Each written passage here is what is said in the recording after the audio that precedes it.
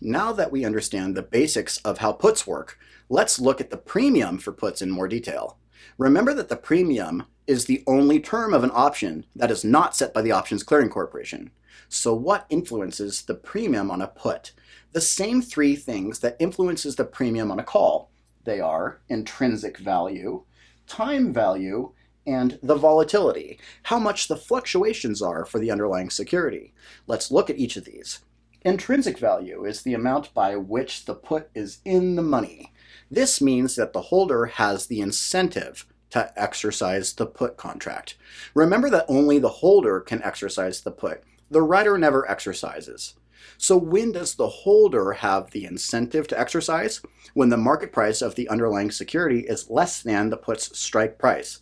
When the market price of the underlying security equals the strike price, the put is at the money. When the market price of the underlying security is greater than the strike price, the put is out of the money. A put only has intrinsic value when it is in the money. When it is at the money or out of the money, it has zero intrinsic value. The holder has no incentive to exercise the contract. The next influence is time value. And the only thing that you have to know for the test is the simple formula that time value equals the premium minus the intrinsic value. Time value is the amount of money that the holder or writer is willing to gamble that the market will move in the direction that they want before the option expires. And the third is the volatility of the underlying security.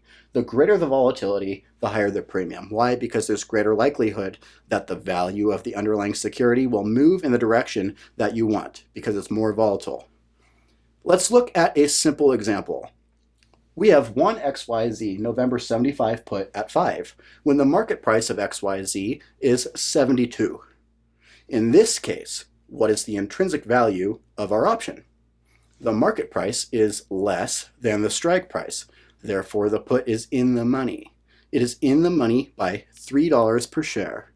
Next, let's compute time value. Time value is equal to the premium minus the intrinsic value. In this case, the premium is $5. The intrinsic value is $3. Therefore, time value is $2 per share. Both intrinsic value and time value will always be stated per share. So, $2 per share times 100 shares gives this a time value of $200. We're moving right along. Let's move forward to look at put strategies and wrap up options.